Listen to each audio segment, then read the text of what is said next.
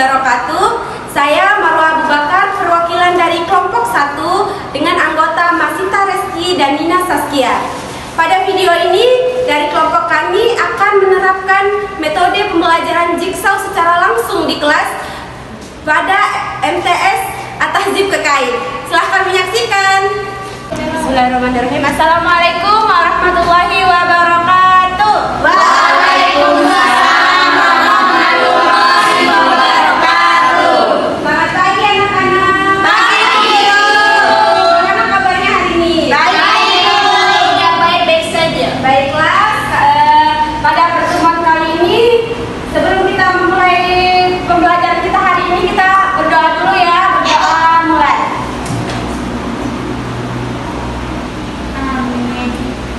Berdoa selesai. Nah, sebelumnya ibu absen dulu untuk mengetahui siapa yang hadir dan gak hadir. Ibu absen dulu ya. Ya Bu. Kiki Rizky hadir. Mbak Mei hadir. Mbak Daila Wulandari hadir. Baiklah, pada hari ini, pada pertemuan kali ini kita akan mempelajari aktivitas manusia dalam memenuhi kebutuhannya. Di sini Ibu akan menjelaskan apa saja aktivitas manusia dalam memenuhi kebutuhannya. Setelah itu nanti Ibu akan bagi kelompok. Di sini Ibu akan menjelaskan apa saja sih aktivitas manusia dalam memenuhi kebutuhannya. Kegiatan ekonomi itu adalah semua aktivitas yang dilakukan oleh manusia untuk memenuhi kebutuhannya. Ada apa saja dari kegiatan-kegiatan ekonomi itu? Nah, 3 jenis kegiatan ekonomi itu dibagi menjadi produksi, distribusi, dan konsumsi. Nah, yang pertama produksi. Produksi ini adalah proses menciptakan barang atau jasa dalam produksi, dan manusia ini menggunakan sumber daya alam, tenaga kerja, dan modal untuk menciptakan produk atau jasa baru. Selanjutnya ada distribusi. Apa itu distribusi? Nah, distribusi tadi setelah dilakukannya produksi, maka barang atau jasa yang diproduksi tadi harus didistribusikan atau disalurkan ke konsumen. Contohnya tadi yang pertama itu produksi. Contohnya petani yang menghasilkan padi atau beras. Terus di distribusi ini, padi yang sudah dihasilkan oleh petani tadi akan disalurkan ke pasar. Selanjutnya ada konsumsi. Nah, konsumsi ini adalah proses di mana barang atau jasa tadi yang telah dihasilkan oleh produksi akan diproduksi atau didistribusikan lagi atau digunakan oleh konsumen. Jadi contohnya tadi beras yang sudah dipasarkan ke pasar nanti akan dibelanjakan atau dibeli oleh masyarakat untuk dikonsumsi di rumah. Nah, di sini ada contoh kasus. Di sini cuma akan bagi kelompoknya, ada nanti dibagi menjadi beberapa bagian, ada kelompok asal dan kelompok ahli. Nah, kelompok ini nanti akan membahas keempat poin ini dari contoh kasus ini. Sekarang Ibu bagi kelompoknya dulu ya. Ya, Bu. Berhitung, Ibu akan sebenarnya dibutuhkan 4 kelompok, tapi karena sekarang hanya tersedia bisa memadai untuk 3 kelompok, maka Ibu akan membaginya menjadi 3 kelompok. Silakan berhitung 1 sampai 3 dari Masita. 1, 2, 3. 1, 2, 3. 2, 3. Oke, sekarang yang ingat ya, tadi yang dapat 1 ingat, yang dapat 2, yang dapat 3, nanti setelah kelompok yang mulainya ini saat ini Ibu akan membentuk kelompok asal dulu. Setelah itu Ibu akan membentuk kelompok ahli. Yang sudah berhitung tadi 1 sampai 3 silakan dibentuk kelompoknya. 1 di sini. Ini ingat ya, kelompoknya sekarang ini untuk sekarang kelompoknya kelompok asal dulu ya. Kelompok asal pertama ada Masita, Mili sama Nupri. Kelompok asal kedua ada Kiki, Rina sama Yana, dan kelompok asal ketiga ada Putri, Rosa sama Kasri. Ini adalah kelompok asal. Sekarang Ibu akan membentuk kelompok ahli. Kelompok ahli ini adalah kelompok yang berasal dari anggota asal itu. Nanti di kelompok ahli ini Ibu akan membagikan kalian 1 kelompok ahli, 1 materi. Nah, di kelompok ahli itu nanti masing-masing anggotanya harus menguasai 1 poin ini. 1 poinnya nanti setelah dikuasai, kelompok ahli ini akan kembali lagi ke kelompok asalnya untuk menjelaskan poin yang telah dipelajari di kelompok ahli tadi akan diajarkan ke teman-temannya yang dari kelompok asal. Nah, sekarang Ibu akan membahas, ini adalah kelompok asal ya. Sekarang Ibu akan membentuk kelompok ahli lagi.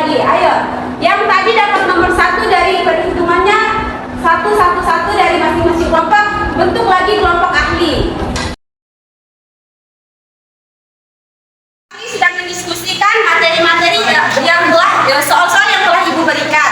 Nah, kelompok 1 sudah selesai mendiskusikan. Silakan dijawab yang bagian 1, apa yang melatar belakangi terjadinya masalah gagal panen. Silakan kelompok 1. Jadi Bu, yang melatar belakangi terjadinya masalah gagal panen itu mulai dari cuaca ekstrim, kemudian serangan hama, dan kekurangan pengetahuan petani. Silakan kelompok 2. Baiklah, dampak gagal panen dan impor beras yaitu bisa berdampak pada penurunan pendapatan petani dan kenaikan harga beras di pasaran. Sekian. Kasih kelompok 2. Selanjutnya kelompok 3 menjawab yang poin 3 ini, bagaimana upaya pemerintah dalam petani Indonesia supaya panennya itu meningkat. Silakan kelompok 3. Petani Indonesia supaya panen meningkat dan tidak ketergantungan pada impor. Pemerintah dan petani bisa bekerja sama untuk meningkatkan produksi beras. Itu bisa mencegah ketergantungan negara Indonesia untuk melakukan impor dari luar negeri. Dari pemaparan perwakilan dari kelompok ahli tadi, maka dapat dipastikan bahwa kelompok ahli ini sudah menguasai dari ketiga materi ini. Sekarang kelompok ahli tadi kembali ke kelompok asalnya untuk mengajarkan kembali kepada kelompok asalnya tadi apa saja yang sudah dipelajari. Sekarang silakan kembali ke kelompok asalnya.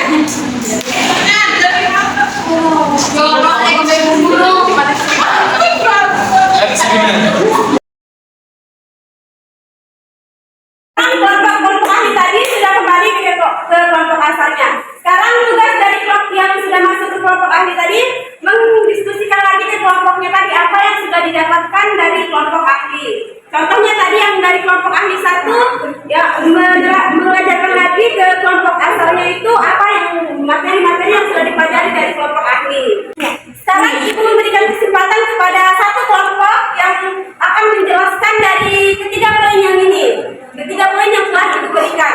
Siapa yang mau menjelaskan? Langsung nama. Mana? Mas Sita. Oh, kelompok 1 silakan menjelaskan. Mas Sita. Baiklah, saya akan menjawab hasil dari tiga poin tadi.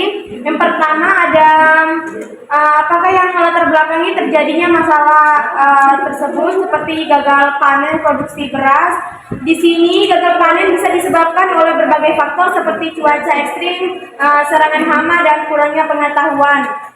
Yang kedua ada dampak yang terjadi pada masalah tersebut. Gagalnya masalah tersebut. Yang pertama ada gagal panen bisa berdampak pada penurunan pendapatan petani dan kenaikan harga beras di pasaran.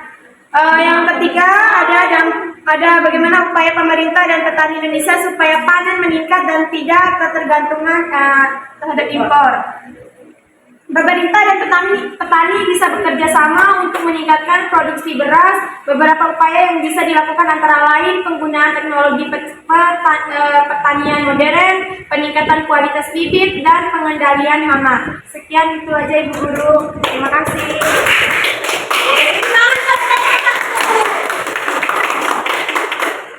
Dari pemaparan tadi berarti semua anak-anak di kelas ini sudah paham ya apa saja kegiatan manusia untuk memenuhi kebutuhannya, yaitu produksi, distribusi, dan konsumsi.